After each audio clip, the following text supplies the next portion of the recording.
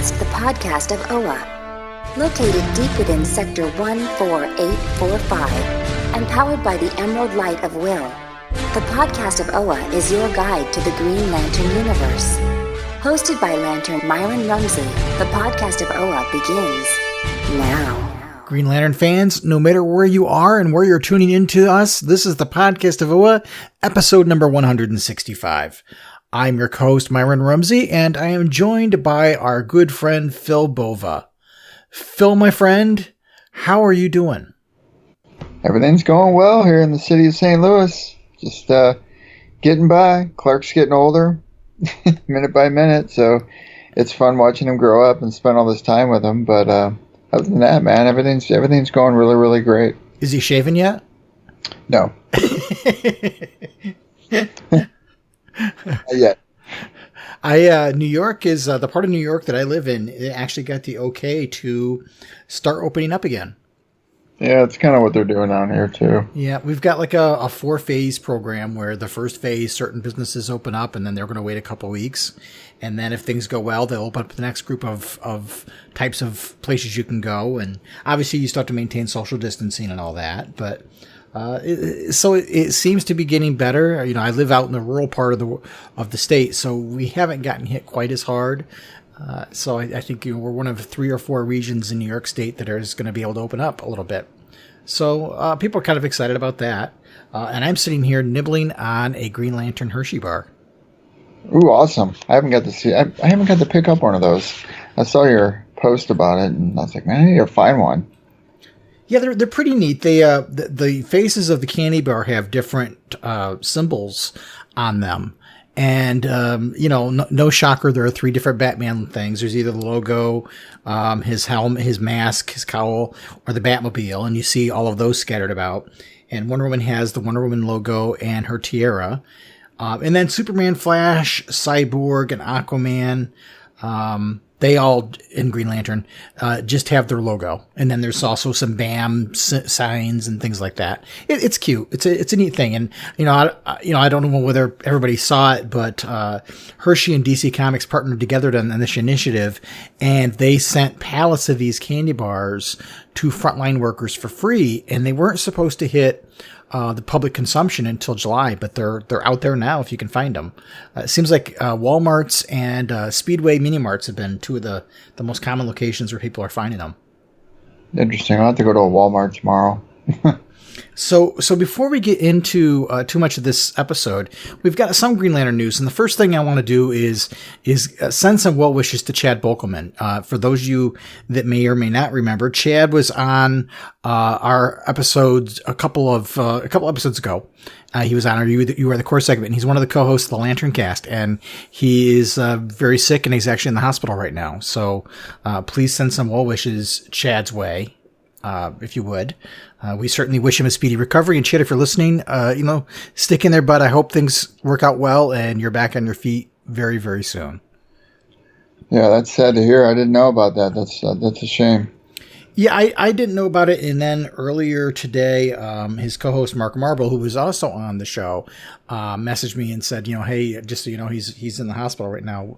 Give him a shout out. And I said, absolutely. Things are tough right now, and it's not related to the pandemic. I don't want people thinking anything like that. It's something else, which is not my story to tell. But he's got a situation going on, and hopefully he gets speedy recovery and he's back on his feet. And we hope to be hearing his golden tones on the internet in another episode of the Lantern Cast very soon. Yeah, absolutely. Well wishes to him. A couple of things Green Lantern related that are going on. Today, the day we recorded this on May 13th, DC announced their July books. And what they've done is, of course, they've pushed the June books back to July a little bit because of the pandemic. And so everything you kind of thought you were going to get in June, you're going to get in July. A couple changes, though. I think we talked about the May books and the June books, that the 80th anniversary Green Lantern hardcover didn't get resolicited. Well, it did in today's listings. It's coming out in July. I think it's on the 14th, if I recall. And then obviously one of the things that's missing that has people kind of chatting about things is the whole, this Generation 1, Generation 2 graphic novels, that whole stuff, that's been nowhere to be seen. So, and there's been some stories out there saying, plans are changing rapidly and it's not going to happen the way it was initially planned. And now that Dan Didio is no longer with DC Comics, that's having a huge impact on where the company goes. So we'll see what happens there. Green Lantern wise, it was interesting. Far Sector was supposed to be in June. And when they solicited the books for July, that book was not listed. So I don't know whether this got pushed out even further. So it sounds like we might not get an issue of Far Sector until possibly August. Well, unless it's getting moved over to Black Label, which would make sense from a publication standpoint. Well, the solicitations have all the books, even the Black Label ones. Okay. And it was in the June solicitations originally. It had slipped to bi-monthly. And now it's going even further out. So I don't know what's going on there. Time will tell. And then the other thing, Brian Bendis released a picture on Instagram of the Gold Lantern, which we'd heard a rumor about. But yeah, the Gold Lantern is going to debut in the Legions of Superheroes #6. I don't know. What are your thoughts about that? And you always ask me first because I'm on a railroad on this. I think it makes me look like a good guy then. I don't understand the point, but I do want to say something that I'm a fan through and through, and I love my books. The problem I have is when books are being exploited by one particular writer that just has to have his name on everything, and I'm sure everybody has their Bendis fans, and they're entitled to that. But the issue I have is there's a lot of other writers out there that could be doing particular books that he's got a vested interest in, which is a lot of them. And I feel like he has to always come up with it. Always has to be the Bendis show when it comes to DC Comics. And I understand. I mean, he's their top guy, and moneymaker, whatever the case may be. But like, to come up with another type of lantern just feels kind of gimmicky from his standpoint, because maybe from his view, the lantern mythology is going to start growing because the series is going to start soon, and I'm sure there's going to be other stuff be written about Green Lanterns and stuff. I don't know what his methods are, but I mentioned this in a tweet that there's plenty of other lantern rings out there. I don't know why we need a gold lantern now. I don't get it. Part of what I think back on is, when he had the white lanterns and, Blackest Night and Brightest Day, Kyle had to master all the colors to get to the white lantern. Well, how does that parse with a gold lantern? Is he, like we've seen over in Justice League, John Stewart has an ultraviolet ring. Well, it's a color of the spectrum you can't see. So that didn't make up the white light. Well, how does this fit into all of that? I'm not really sure. As far as Bendis goes, I know he was immensely popular, at least in the beginning over at Marvel. And he has a legion of fans, and I know DC paid a lot of money to get him to come over. So I'm sure from DC's perspective, they're trying to get their investment back. I didn't have any experience with Bendis before he came to DC. I didn't read any of his work at Marvel. A friend of mine, my best friend in the whole world, kind of laughed at me and said, "Oh, now you got him," because he wasn't really happy with any of the work he'd seen over at Marvel. And I tried to reserve my feelings for after I read something. And I read his initial Superman story that he did. And it really didn't do much for me. Although I did kind of like some of the stuff that he did with Hal and Batman on the Walmart book, which was kind of fun. Not in continuity or anything. But I'm kind of on the fence with it. I don't think he's selling as well at DC as DC was hoping he was going to do. And so I think that's one of the reasons why you're seeing his name everywhere, is because they're trying to recoup their investment in all of this. I'm not thrilled with the idea of a Gold Lantern myself. I'm kind of thinking, the way these future stories goes, this is a future that isn't written. So I'm not looking at this as anything that's canon, because we've seen, remember the whole Futures End arc that they did where you saw the characters' futures? Well, sure. That's not necessarily what's going to happen. It's just the story to do a what if or a potential future. And so I'm kind of trying to resign myself to the fact that this is a potential future. It doesn't necessarily mean it's going to happen. I'm not going to pick it up. I'm not going to spend my money on it. But we'll wait and see what the court of public opinion is. Right now when you look at his work at DC, I think a lot of people like the Naomi book. I don't particularly, I'm not drawn to the Naomi book. I don't like the idea of what he did with the Teen Lantern thing. So I don't consider myself a detractor, but I just kind of look at his name as whatever. But I know there are people out there that really love his stuff. And then when you look at some of the message boards and you listen to people talk about his Superman stuff, there are a lot of people that aren't happy with what he's doing with Superman. So I don't know. I think he's a divisive figure in some ways, and we'll see. Time will tell. Hey, to seg into something else that's Green Lantern related news, I do have a tidbit for you, and I was going to bring this up to you off mic. But Adam, and over at the Emerald Echo, him and the Emerald Enthusiasts, they wanted me to come on a program of their show, their podcast, because they're going to be doing a segment on Jessica. Oh, cool. So I said I'd happily do it because I'm a big Jessica fan. I knew you weren't. So I told them I'd be happy to do it. So I'll keep you posted on when I'm supposed to record with them guys. But it'd be cool just to do a Jessica Cruz, related segment. So cool. Yeah, definitely. Let me know when that comes out, and we'll promote it a little bit. Right. All right. Well, we have a packed show. We got an interview coming up with another Green Lantern fan for our You Are the Core segment. And then I know you're so excited about this, Phil. We're going to be talking about the origin of Simon Baz. We are, man. Here it comes. People beware. Brace for it. Here it comes.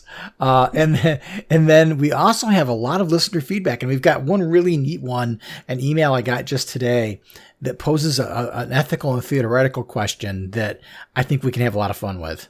Yeah, I read that. It's going to be a good time. All right. Well, let's take a quick pause. And when we come back, we will do our You Are the Core segment. All right.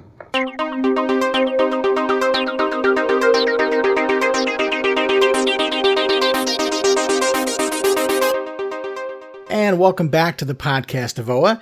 And Phil and I are joined by our friend Ross Goldstein, also known as Rook on YouTube, on his YouTube channel.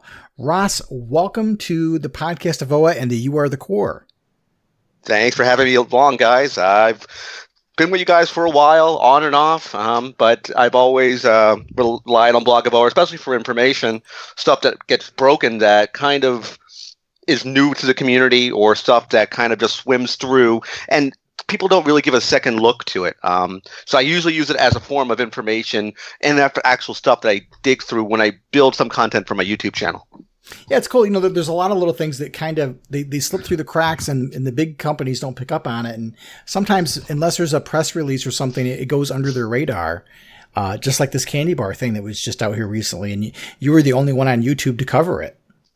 Yeah, which is kind of surprising. I was digging around a few days before I decided to post that video, and I'm like, why isn't anyone doing anything on this? Hershey's a multi-million, multi-billion-dollar company, and this is a kind of a big deal out there, especially with the whole coronavirus and COVID-19. Is this project was kind of built around to help the first responders, the people in, hospitals, fire stations, police stations, nurses, to get this product out to them. And the weird stuff was I hit, dozens of gas stations. Speedways is what kind of turned me on to looking at that location from Blog of OA, because I didn't know where to go to get this stuff. The community was posting bits and pieces of it, and I hit a couple of speedways, and the very first one I hit, I was able to get 6 of the 7 bars quickly. But lo and behold, for whatever reason, the Green Lantern bar was not there. I dug through literally 200 bars, at least 200, in a huge, massive end cap, and no GL bars at all, hitting multiple speedways, marathons, 7-Elevens. No one else had it until someone broke another article on the Blog of OA that Green Lantern bars were at their local Walmart. And I went there, and I actually did find some to complete all 7 bars. Yeah, awesome. In my area, it was the Aquaman bars. And I still haven't found an Aquaman bar. And that's the weird thing, because I even mentioned in my video that it looks to be the allocation or distribution might be varied from state to state. Because I was pulling out stacks of Aquaman bars, literally stacks of them, like 10, 12, 15 deep. And I'm like, this is really, really weird. Where the GL bars? It didn't make any sense to me. It must have been something for production, I guess. I can only make the assumption, as the allocation may be different from your local location of wherever you pick up the bars from. But they are, I mean, and you would think doing something like this, they would have had a different bar with a different flavor. And I kind of commented out on the video as well. They're all milk chocolate. And they're also coming in another variation, which I gave Blog of Over the links about, where they're coming out in sort of a bite-sized version as well, not just a normal bar. Right. It's interesting. So, how long have you been a Green Lantern fan, and what got you interested in Green Lantern? Well, I've mentioned this story before on my channel, where I broke into Lantern back in '94. A buddy of mine was a massive Batman fan, huge Batman fan. I mean, he would sort of emulate Batman's sort of personality that... You'd have to know the guy, but he would sort of act like a Batman-esque personality. And it was a huge fan of it. But I wanted something different. And he turned me on to it. And I knew about Green Lantern from the old Challenge of the Super Friends cartoon. And I loved the cartoon as a kid growing up. But back in '94, the Emerald Twilight series hit. And he advised me of it. And I decided to pick the book up. Of course, issues 48, 49, and 50. Well-known, well-respected books. Maybe not back in the day, but books that kind of turned me on to the character. And that was, lo and behold, my Lantern. Everybody has their Lantern, but my Lantern was born on issue number 49. And number 50, of course, Kyle Rayner, with, of course, Darryl Banks and Ron Morris. That is my Green Lantern. That is who I recognize as my GL. And to this day, he is my GL. That's who we just did that retro review on. It's been a lot of Green Lantern or Kyle Rayner talk lately. Yeah, he's always been my guy. I would say he's basically more Marvel than he is DC. If you look at the character, he has more of a Marvel-based background than he does a DC-based background. And I'm not a big Marvel guy. I'm a big DC guy. And I always loved the character. To this day, I love it. I think he still gets the shaft, to be quite honest. Everything that goes Kyle's way usually gets pulled out from underneath him. It's happened on several occasions, which is just unfortunate. Yeah, especially wielding all the rings. You know, love that story. Yeah, absolutely love that story. Yeah, loved it was spot on. It was good stuff. It was great stuff, especially with Kirkham doing the art. Loved it. Some of the best stories that I recently read was off the New Guardians. He becomes Space Jesus, of course, but I loved it. I absolutely loved it. The first 10, 12 books were great. Yeah, that was back when me and Myron always take a stroll down memory lane when we reflect back on when they had all these Lantern books available. And, it's just like just eating hordes of candy, sweet, juicy candy, and so good. And I watched a couple other YouTubers talk about this, and it's a very, very good point. When you look at a book that kind of break you into a character, or you get involved in a character, a jump-on book, a book that would be designed for somebody who can get used to a certain character. Every character has a jump-on book, or some type of jump-on book, but Green Lantern does not. If you look at the jump-on books, you have the Grant Morrison title now. And that's a hardcore, hard-edged Green Lantern story. And if you don't understand Grant Morrison's writing, this will go completely over your head, even myself included. Right. I personally was not a fan of the Morrison books. I don't like it. To me, it doesn't feel like a Green Lantern story. I just don't. I can't get my head wrapped around it. Give me back my Blackest Night stuff. Give me back my New Guardian stuff. And I'll even take my Red Lantern books. That's what I was going to say. A lot of people would revert back to, Jeff Johns' Rebirth. Hey, a good starting point is Jeff Johns' Rebirth.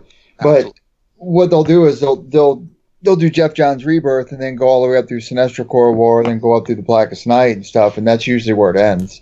You know. And then it's usually, then you can get involved in the New 52, Venditti's run, blah, blah, blah. Right. But usually it's an encapsulation of the Jeff Johns era that puts a lot of focus on the Lantern character. Absolutely. And it seems to be that was sort of the golden age of GL. It really was. It was the big, I think, the height of Green Lantern, because you had a prolific writer who was not only well established in the community of comics, but knew the character inside and out. I kind of joke about this a lot when he kind of retconned the whole thing with Parallax, and to this day, sort of, they were written into a corner, and he had to kind of navigate his way out of it, so to speak, with the whole fear entity and things like that. But I dug it. Even War of Green Lanterns, I absolutely loved it. That was good stuff. And I'm waiting for that again. I'm waiting for that golden age of Green Lantern to come in again. Of course, we have the bad movie. We all know that. But now with the new, and I even broke the story to Blog of Oa months ago about the HBO Max series that I pointed out to you guys, that they're going to be doing this new series on HBO, which hopefully is going to be good. Yeah, I signed up for HBO Max the other day, actually a couple days ago. So I'm ready for it. It's going to be exciting. I hope. Myron's ready. I am more than ready. I've been waiting since the movie for them to get it right. To get something right instead of a jacket hanging on a bar.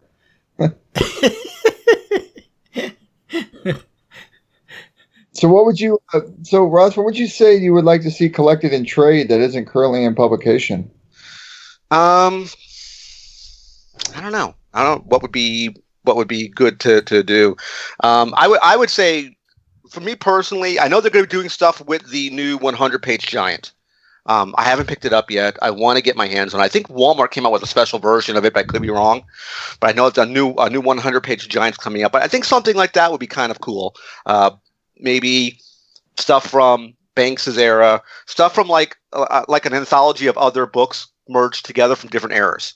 I think would be very cool. So you get sort of a taste of different artists and writers doing their bit.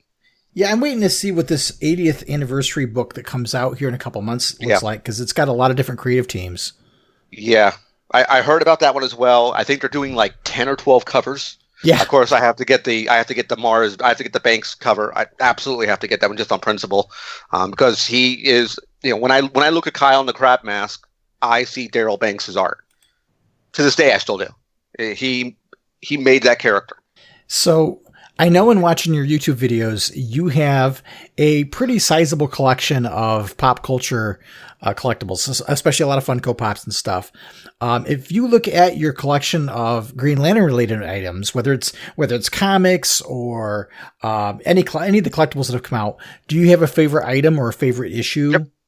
Yep, easily. I actually got it from my fiance. We watched religiously at one time The Big Bang Theory. And there was a point in The Big Bang Theory in the owner of the comic book store's Stewart's shop. There was in the far back of the shop a massive Sideshow Collectibles Hal Jordan Green Lantern statue. And I pointed out to her every single time they would go in the comic book store. I always say, "Oh, there's the Green Lantern statue of Hal." And for our basically for our 1-year anniversary, she picked up for me that statue. Oh, cool. That's the big one where he's on top of the emerald sort of rocks. It has a light-up gimmick. He's leaning forward with an emerald construct fist. Oh, that's that's the Sideshow figure, right? Yes. She bought that one for me. You got the limited edition with the fist on it. Yes. Oh, that's cool. That is very cool. And then as a companion piece I told her about from our 2nd-year anniversary, she picked up the Sinestro Corps Sinestro one in the yellow outfit. It's about almost 3 feet tall with the buzzsaw attachment hand. Oh, yeah. Piece. Yeah. I have that one, and then I've got the Green Lantern version of that, too. Yes, there's that one. But it's a that statue scares the heck out of me because the base is so small. Yeah. I'm always scared the damn thing's going to tip over. I have the Hal figure, too, but I don't have it with the hand. I didn't get it in time for that part. And you could get it on the secondary market, but boy, was it pricey. Yep, she got a good deal on it. Wow. Normally, I think goes for close to like between $7,000 and $1,000 for that one. Wow. It is a very, very cool collectible. I would say it's the highlight of my collection, bar none. Those two statues easily, not just because of sentimental value, but because of how difficult it is to get those statues. The one I want to get next is the John one. I want the Sideshow John statue. Besides that, I'm also a very, very big wrestling fan, like a massive wrestling fan. And they opened up a new federation called All Elite Wrestling, and I met 2 of the executive vice presidents, Nick and Matt Jackson, the Young Bucks, and they got some pops signed. So those are like some of my 2 big pops, and I got a pop signed by the Penguin from the Gotham TV show. Oh, that's so that cool. was very, very cool. That's cool stuff. So while we get in a second, why don't we talk about your YouTube channel, since we're kind of talking about it a little bit. So your YouTube channel is Rook Geek Goodness. And why don't you give the listeners, people that are listening to the show that maybe don't know about the channel, let them know about it. Sure. Basically, I was looking around through I started collecting a lot of stuff, I said, and I've been watching a lot of YouTube back in 2016, where I opened the channel up on July 4th. I wanted it to be a memorable day. And I said, you know what, I could probably do this YouTube stuff. And I decided to do, this was all fly by seat of the pants. This was all trial by error. This was all work in progress for years. And unfortunately, it's not a monetized channel because you need very, very stringent rules on YouTube to get it to be a monetized channel. But basically what I do on YouTube is I do all sorts of stuff in the pop geek culture community. I do subscription unboxing videos. I do Funko reviews. I do action figure breakdowns. I do statue reviews. I do toy hunting as well. Everything, you name it, I do it. I specifically spotlight a lot of stuff, and I know that you guys have seen a lot of Green Lantern stuff. I try to do as much stuff as I possibly can get my hands on. I mean, I've done the new GL figures from DC Direct. I've done those. I've done the Kyle Rayner pops, both the Glow in the Dark version and the normal version, the 3-pack that came out from the GL subscription box, which was the Last Legion Collector's Core. Those are the ones I would really, really love doing. But I also love all different sorts of things. I have a wide collection, a wide berth of pop stuff. I mean, I have the Red Lantern statue of Bleeze. I'm looking at my Red Lantern shelf right now, my Blue Lantern core, my Orange Lantern shelf, my Indigo Tribe, my Star Sapphire stuff. I have the 1x1 power battery, GL1. I have almost all the Blackest Night small quarter-inch power batteries, which is my most watched video to this day, which was in the end of 2016, is still my most watched video. Those are the small quarter-inch ones from Blackest Night. I enjoy shooting video because it's something I learned to do and to kind of teach myself and to make it as a way of speaking in front of a group. I can talk in front of a group now, which years ago I couldn't do that. So I learned and taught myself how to do this. And that's cool. That's one of the neat things about having a hobby like this, where you stretch yourself. Yeah. Oh, yeah. Oh, absolutely. Absolutely. And I try to make it entertaining and fun. That's the whole idea of it. Something completely, I shoot video, as I mentioned before, on my channel. I shoot a video different than anybody else on YouTube. I try to shoot it with both a objective-based eye and an entertainment angle as well. I do stuff like my Funko Pop battle reviews, where I have two pops that are in the same universe go head-to-head in a pure objective-based approach, where I don't look at the character's history.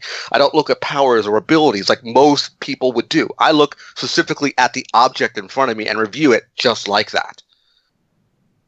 Gotcha. I know I've struggled with doing YouTube myself. I started doing some reviews, and I did it back when the movie came out, but I didn't have the equipment to do it. Now I've kind of got the equipment, but I haven't jumped back into it yet. And the monetization is part of it. I think I was talking during the last episode, we were interviewing an individual, and we were talking about the whole YouTube thing. And back when the cartoon came out, Warner Brothers sent me preview clips of the animated series to promote the show. So I put them on YouTube, didn't monetize them in any way, shape, or form. But now here I am years later, and they've put strikes against them, which makes it so I can't monetize my channel. Not that I get enough views to do that, and I'm not doing it as a way to make a living, but boy, I'd like to offset my expenses a little.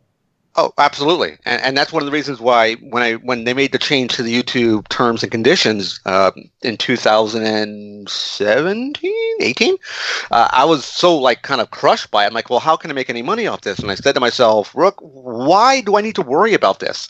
I shot nearly 700. I have close to 550 videos now. I had about close to 700 minutes, or 700 hours of video I've done for about what it takes you to fill up your gas tank. That's how much money I made on YouTube. They pay you literally nothing, right, for all the work you put in. And it was heart-wrenching and crushing. I said, you know what? Let me just do this because I want to do it. When it stops being fun, that's when I'll get away from it. But I still enjoy doing it to this day. I put out content every Tuesday and Thursday, and I enjoy doing it. And I still enjoy doing it. Well, and it's like podcasting. It's the content is the king. And if you don't enjoy doing it, if it becomes work, then you might as well get out of it at that point, because it's not worth doing it anymore. But yet you still want to be, you still want to have the sense of working consistently and getting the content out there so that you don't lose the audience you have. Exactly. And my audience has, if you look at the subscription count on my channel, it's very, very wrong because I did everything I could to grow my channel when I first started, and it's not correct. Things like sub for sub, which never work, things like that. And they inflate your numbers, but it's not truly what you have. I tried to increase my brand any way I could, and that included cutting corners, and that wasn't the right approach to take. If I could learn what I took now and do that, applied it 2 years ago, I would have taken it the right way. Yeah. It's every one of these things is such a learning experience, and you learn as you go, and then you don't realize your own growth or what you've learned in the process. Back when I started this show, Bill Giancoli, the original co-host, he did all of the editing. I didn't do any of that stuff. I just did the publishing part of it, and he did the editing, and that was kind of how we split the work up. And now I'm doing everything, other than obviously I have Phil by my side to be my co-host, but I'm doing the recording and the editing and the mixing and the publishing and all of it.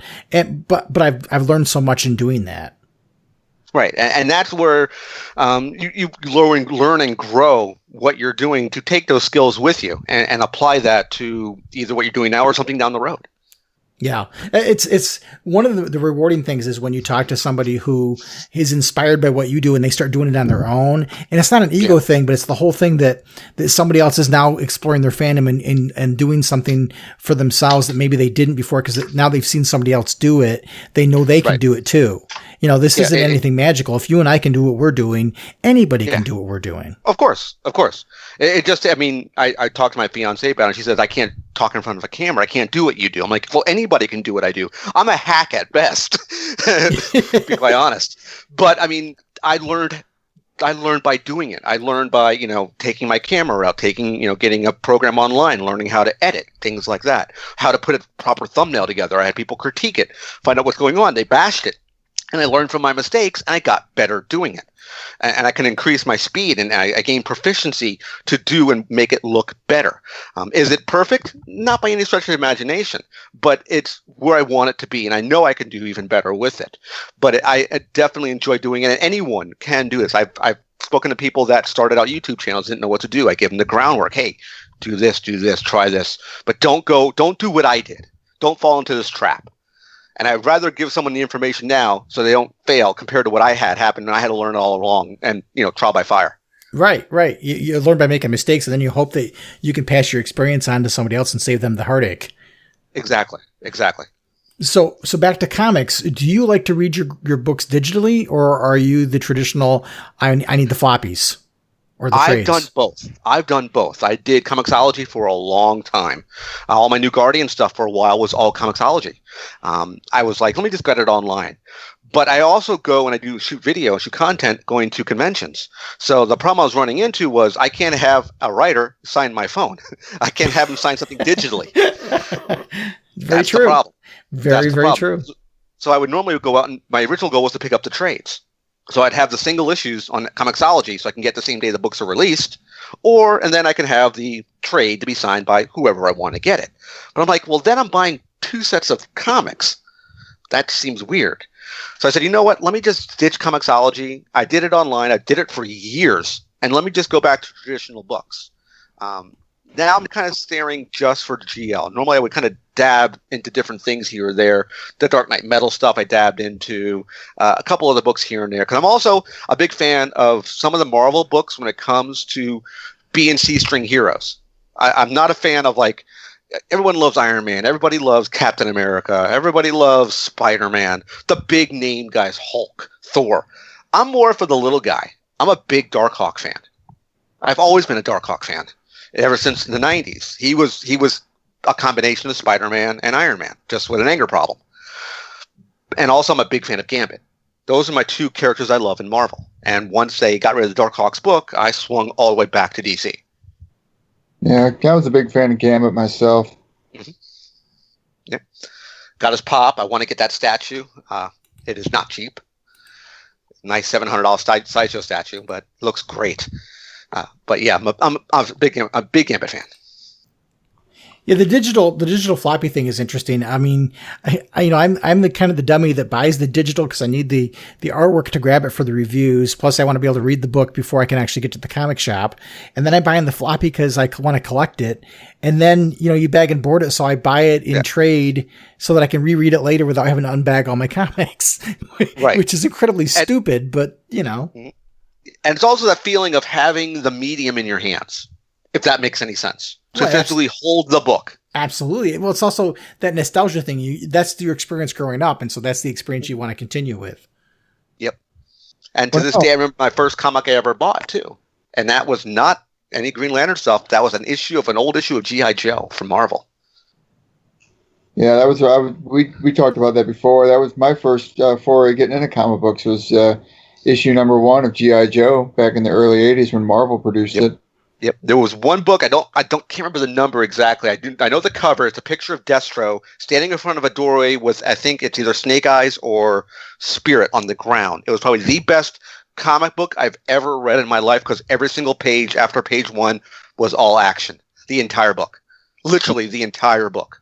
Those Joe comics, man, they had some good stuff going back then. They absolutely did. Absolutely. The Larry Hama, I believe it was. Yeah. Great stuff. Cool.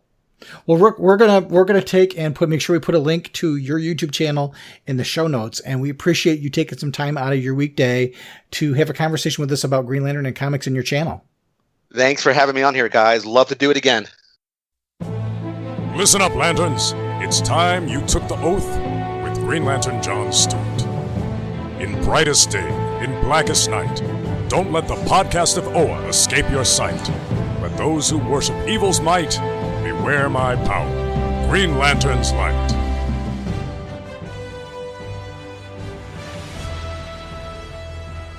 All right, Lantern fans, you asked for it. You begged for it.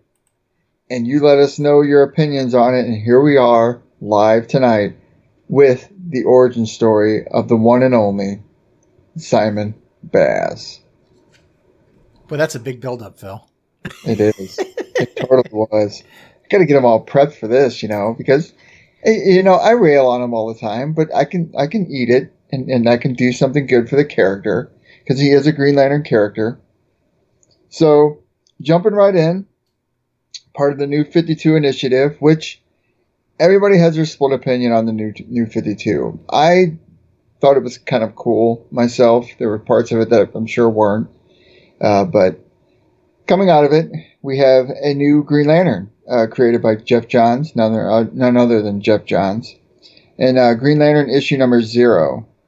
And I will say that even though I don't like Simon Baz, Doug Mankey's art on this was fantastic. And I don't know if you remember it or not, Myron. Oh, yeah. Well, Doug Mankey, he almost can do no wrong. Right. He's spot on in this. Really good. So we start out in Dearborn, Michigan, where it shows the younger Simon Baz growing up in the hard life. I mean, it's kind of like your typical origin story where, you're brought up under harsh conditions. And it doesn't matter if it's impacted by society or impacted by those around you, or if if a parent lineage gets killed. But he's had a harsh upbringing. Gets in trouble with the law. But then we fast forward to the present day, at the time, and Simon Baz is at the wheel of a stolen van, it looks like. So lo and behold, he finds out there's a bomb in there, so he calls his his mom, to tell him that he loves him, yada yada yada, this and that. The van goes all the way into this warehouse, and where it explodes. And then Simon Baz, poor guy, gets arrested. So he's 3 days later, he's in jail. They're reading him through all this stuff, Then they start racial profiling him, which, I understand the purpose of this issue when it was released. I kind of got the gist of it after the character was created. There was a heightened sense of fear when it came to a particular culture. So I felt like this issue kind of helped release that kind of fear as far as how it went into racial profiling, because the way Simon Baz reacts to these two guys investigating him he gets kind of, upset. He didn't know the bomb was there. Of course, they didn't know that at the time, but also that it was just a stolen van. But they start calling him a terrorist. And then I'm not sure if you remember the writing on his arm, the Arabic writing on his arm. Do you remember what it stood for? It stands for courage. Courage, that's what it was. Courage. Right. Then, of course, Simon Baz gets taken away, gets beaten up, gets tortured, and then, lo and behold, the ring finds him. Simon Baz of Earth, you have and this is error, ability to overcome great fear. And then he becomes the Green Lantern. And what led up to that was that Sinestro and Hal were going kind of off into the Emerald space, and they were going to send a ring out to recruit somebody to kind of rescue them. And they fight over who's going to do it, and their rings merge, essentially, which is what causes the error. And you see later on when Simon gets a message from the previous ring bearer, it's an amalgamation of Hal and Sinestro being kind of squelched over top of each other, for lack of a better. Yeah. And the thing about Simon is I think Jeff Johns was trying to do something very personal. Simon Baz and Jeff Johns share a number of things in common, both in that they are half Lebanese, and they're both in Detroit, Michigan, in that area. They're both in Michigan.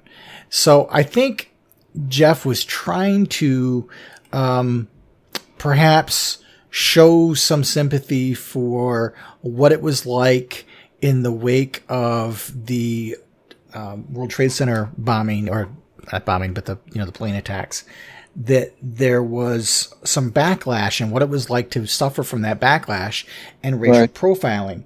I think where he kind of undermines himself is that Simon starts out because he's stolen a van that just happens to have a bomb in it.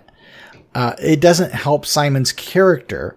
It starts out kind of sympathetic because you see this little boy upset, and you can see the reflection of the attack on the World Trade Center in his eyes as they're watching this on TV, and you can see how the impact of those events impacted people who were not guilty of the crimes, but they were guilty by association religiously and culturally.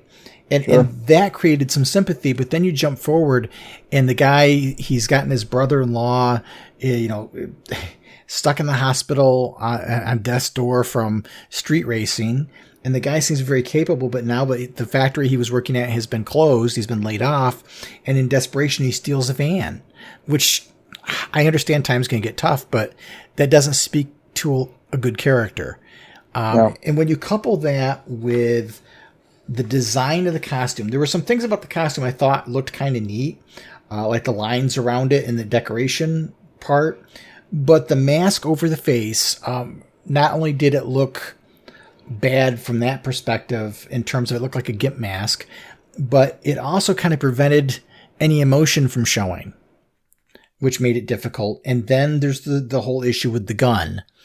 Simon Baz in those days carried a gun, and that just kind of undermined the character in the eyes of a lot of Green Lanterns. But I was one of them. I mean, I liked them for a little while. I mean, don't get me wrong, I love Green Lanterns for who they are, and it doesn't matter who the character is.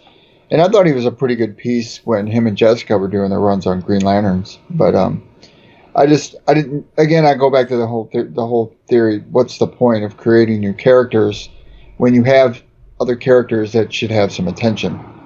Right.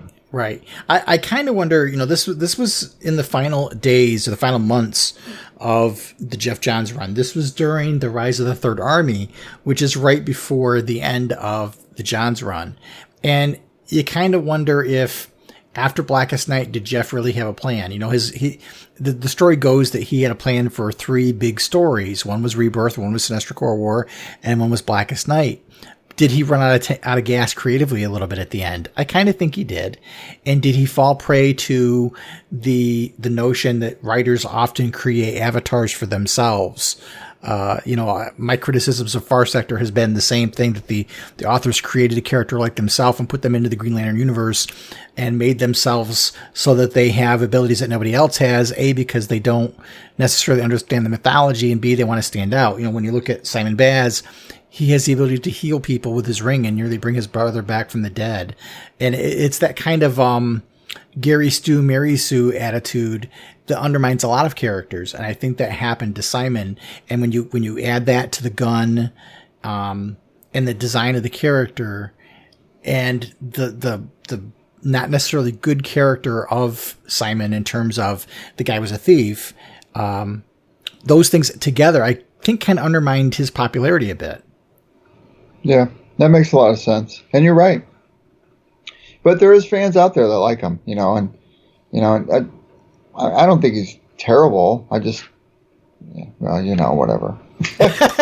Well, and I think it also didn't help that when Sam Humphries wrote the Green Lantern series, he shifted so much emphasis on Jessica that it made Simon look bad.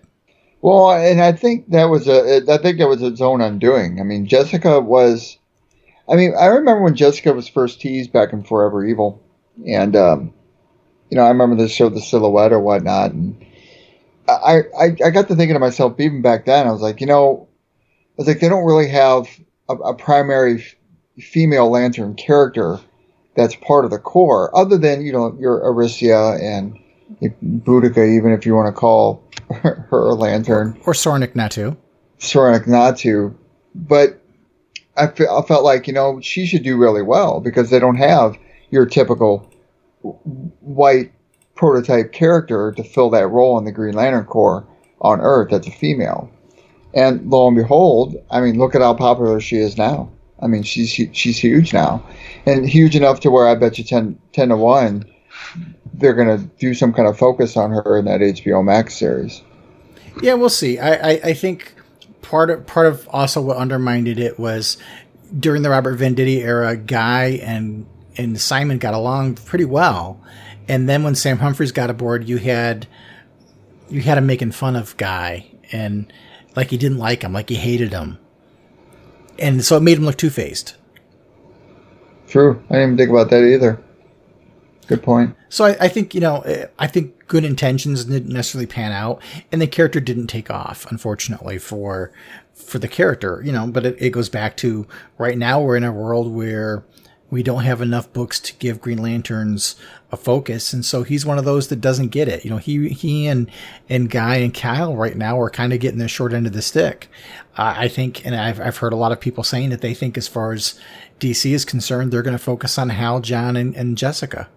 Which I think is a disservice to the whole Green Lantern mythos. I hate to see that kind of stuff happen. Anybody would. I don't like John, and I don't like Simon, and Guy's okay, and I dig Kyle, but even I like seeing them all. I like seeing them banter between them. I like to see how they get along and how they mesh. That's what makes them fun as characters. I enjoyed the Four Horsemen vibe in Hal Jordan and the Green Lantern Corps. Yeah, that was a cool vibe, and I'll miss those times. All right, well, that is our coverage of the origin of Simon Baz. All right, Green Lantern fans, and welcome back to your Green Lantern Fun Fact. Sometimes it's important to understand that stories that have been going on for well over 50 years are going to contain remnants of eras where people weren't as enlightened, so to speak, where things we considered offensive today simply weren't viewed in that context when they were created. This happens a lot in comic books. And sometimes things just get actually really racist, though. The latter is true with Hal Jordan's Silver Age sidekick, Tom Kalmaku, a young Inuit mechanic at Ferris Air. As late as the 90s, Tom's nickname was Pieface, a racially charged insult. The irony is that Tom has always been portrayed as an intelligent, fully fleshed out character who Hal trusted and respected more than virtually anyone else in life. Tom even played a crucial role in reviving the Green Lantern Corps after the events of Emerald Twilight. His success as a character makes the slur of his name all the more frustrating. There you have it, another Green Lantern Fun Fact, fans. All right, Myron, well, it looks like we got some awesome listener feedback, and the first one is a voicemail that Chris had left on the service, so let's hear what Chris has to say. Hey there, my name is Chris. I'm calling from southern Vermont. Recent fan of the show, recently found it. I figured since you were talking about Grant Morrison's current run on the Green Lantern and you started talking about Kyle, it might be interesting to hear your take on Grant Morrison's treatment of Kyle when Grant was writing JLA. I think there were some really interesting things he did to the character, and it was really enjoyable, and I'd love to hear your take on it. Thanks for your work. Bye. Well, Chris, thanks for the voicemail. I love it when people take the time to actually do a voicemail because it gives another voice to talk, and we don't have to read somebody else's email. But Chris was talking about the Morrison run on JLA, and that came out during the era when I left comics altogether. Back when the whole Emerald Twilight thing went down, I gave Kyle a little bit of a try. It wasn't for me. And so I just stopped reading comics altogether. So I missed all of those stories. How about you, Phil? Did you read those? Yeah, I remember reading them, but it's been so long ago since I've even touched base with those particular books. I know Morrison, he had a long stretch. I mean, there was some good storylines going in there. One of them was called Rock of Ages, if I'm not mistaken, and oh gosh, there was some good stuff, but a lot of his stuff was focused around like this whole Justice League being like having a reference to the Greek gods or gods, if I'm not mistaken. It was a different take on the Justice League, but I remember Kyle Rayner being the member of it at the time because that was back in '96. I think that his run started, if I'm not mistaken, and that went for a while. I think 100 and something issues, if I'm not mistaken, is what he wrote. It's a sizable run. Yeah, it's a really good run. And I mean, yeah, Chris, I remember when he did it, but I don't remember. Nothing had that much of an impact on it to where I remember stuff that was written today, if that answers your question to the best of my ability. Yeah, I'd have to pick them up in order to talk about them because I've never read them. But maybe if I find the trades once my comic shop opens up, and if I can find some of the trades, maybe I'll pick up a couple and read it. Maybe we can talk about them on a future episode. Yeah, that'd be cool. So the next email we got was from Daniel, and Daniel has written to us before. And Daniel says, "Great show as always, guys. I loved all the chat about meeting creators." He's talking about the last episode when we talked about meeting different creators when Donnie was talking about meeting Daryl Banks and stuff. He says, "It's always a treat to meet people that make the content that you love. It makes it more real. I remember meeting Ethan Van Sciver at my old local comic shop and leaning on a rack of back issue bins right behind his shoulder and watching him draw sketches for hours. Very nice guy. I also remember waiting for hours for my turn to get a sketch from George Perez at a con and just marveling at his skill. My biggest geek out meeting was with Mark Bagley. Ultimate Spider-Man was the book that got me back into comics after dabbling for a few years, and it really cemented me as a comic book reader. So it was a cool experience meeting the artist that drew it. As always, it's great to listen to some comic chat. Thanks for doing it, guys. Your listeners really appreciate it." Dan, thanks for that comment. I love it. And yeah, meeting your creators is really cool. And, Ethan has gotten a lot of stick for, some of his actions outside of comics. And I have my own opinions on that. I'm not going to get into it because I don't want to make a controversial show, but, my interactions with Ethan have always been very positive, and that's what I hear from a lot of people. And the fact that he would sit there and draw sketches, and of the caliber of sketches he would draw for free. Sometimes like I've gotten a free sketch from another artist. I'm not going to mention his name, but it was a sloppy 20-second caricature that didn't really, not that it didn't look good, but it didn't look like a piece of work that a comic book artist would have made. It really looked like a rough sketch that a high school kid could have drawn. And I know the artist is of a better caliber, but he's just doing a free sketch, so he's not putting the effort into it. And when Ethan would do his sketches, he would put so much effort into every one of them, and he would talk to the person getting the sketch while he's doing it. So it wasn't just, you walked by the convention table and picked up a sketch. You would be talking to him, and he maybe would sign books for you. He'd ask you what you want a sketch of, and then he would draw you a sketch. And it was a good, Phil, when you see the Ethan Van Sciver artwork, how detailed he is. Yeah. He's good. He would put the same kind of detail in a sketch that he has given away to somebody. That's huge. He talks a lot these days about customer service. And that's one of the things that was remarkable to me was how much effort he put into something that he didn't make anything off of. Right. And that's good for the creators to do that for the fans. And it's a humbling experience, and when we were talking to Sharp that one time, it got me thinking about how we idolize these guys. And, they don't, I don't particularly know that a lot of them see it from their end, unless you're the kind of person like, I don't know, Bendis. Some of them revel in it, and others get humbled by, your commentary about meeting them or the effect you had on them or effect they had on you when they wrote their books or when they produced their content and stuff. And, for us fans, it's a more meaningful, long-lasting experience, while, a creator, you're giving back to them, taking special focus and attention on recognizing what they have done to contribute to your likes, and creators are great. I love meeting them. I hope to meet Tyler Kirkham one day. I met him one time back at a Comic-Con here, and he's been one of my favorite artists ever. And I'm still looking for that one opportunity where I can shake his hand again, But yes, that's spot on good stuff, Daniel.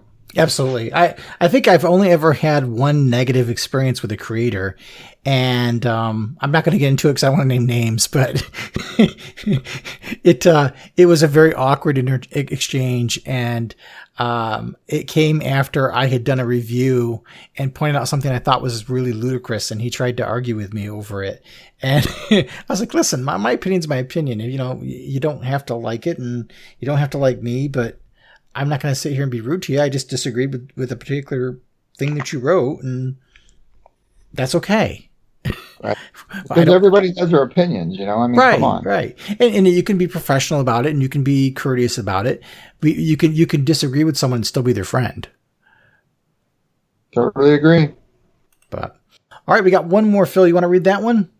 Yeah, let's go. This is an email from looks like Rumsey. Comment: I have a theoretical question that I asked and read it, but I thought I might ask you two. I'll ask anyone who might answer. It's a theoretical question. Say there's a sleazy politician, could be on Earth or any planet in the universe, doesn't matter. It's just a politician in town. This politician uses Joe McCarthy style tactics to inspire fear of a person who lives in that town. Why is he doing it? Because this person is different, and it will further his political career. This works, and now everyone is afraid of this man in the town, and they think that he is dangerous. The question is, who does the yellow power ring go to? The politician or his target? Well, that's a lot to unpack there, Rimspringa. So what do you think? I'll take a stab at it. I assume that he's talking about the whole McCarthyism era back in the 50s. And the scare tactics used to induce fear of communism. I would think that's what he's referring to. Right. It's very much the whole Salem witch trial mentality, in which, you accuse somebody else of something, and basically it's a witch hunt. And Joe McCarthy did that in the 1950s with communism. If I was to base it off of that and base it off this politician, depending on the surrounding circumstances, I would have to say that the yellow power ring would go to the politician, only because a politician who's going to use fear tactics to instill fear in the general public is probably afraid of something himself. So it would probably need to go to somebody who would be pure of fear and the ability to instill fear without the repercussions or without guilt or without being afraid of loss. And I think that's one of the things about Sinestro that's always been kind of interesting. He's never been afraid of loss because he's always had such a big control over the fear component. And so I think it would go after the politician. I agree. I was going to say the politician as well. My line of reasoning was that the person who everyone is afraid of didn't instill the fear. He didn't inspire the fear. The Joe McCarthy character inspired the fear of someone else, not themselves, which is kind of the opposite of what we usually see. Usually when somebody's inspiring fear, it's in fear of them, but he's inspiring fear of another person. So because he's the one that's inspiring the fear, he should be the one to get the... Spot on. That makes sense too. I like it. Well, I hope that helped, Springa. Hey, and you know what? Speaking of which, I don't know if you posed this question to anybody else or whatnot, but you should, come up with some responses to this and email them to us sometime, because I'd like to see what other people's takes are on it. Wouldn't it be cool if he collected data about the responses and shared it later on? That would be really cool. This would be a good question to post over on Reddit. some really interesting people out there. Yeah, and I'm interested not so much in the count for each one, but the rationales as to why people give certain answers. Yeah, I'd like to hear their reasonings behind it. I mean, because you gave yours and I gave mine. I'm curious to see what other people's thoughts are on that. Absolutely. Well, thank you all for your listener feedback. We really enjoy hearing from you guys. It does a couple things. It stimulates conversation. It lets some other voices be heard. And it also lets Phil and I that there are actually people out there listening to the show. Yeah, it definitely helps. It knows that we're reaching people, especially in these, questionable times. That's right. So let's take a quick pause and we'll come back and we'll close the show. All right.